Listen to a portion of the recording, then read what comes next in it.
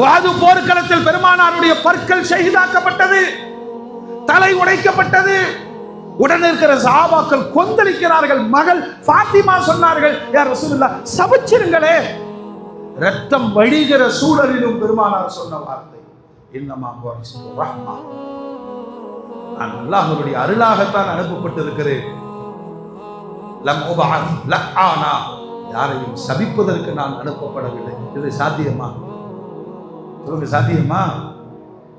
தான் பாதிக்கப்பட்ட உச்சபட்சமான வேதனையிலும் கூட ஒரு கடுமையான வார்த்தையை வெளிப்படுத்தாத உயர்ந்த குணம். அததான் ஈமானிய சமூகம் தன் தலைவரிடமிருந்து படிக்க வேண்டும். அல்லாஹ்வுக்கு ஷுக்ர் செய்ய வேண்டும். இப்படி ஒரு தலைவரை எங்களுக்கு தந்தாயே. அல்லாஹ்வுடைய ரசூல் சொல்றாங்க, உங்க ஈமான் எப்ப பரிபூர்ணமாகும் தெரியுமா? நற்குணங்கள் நிறைவாகும் போது உங்களுடைய ஈமான், சொல்லுங்க,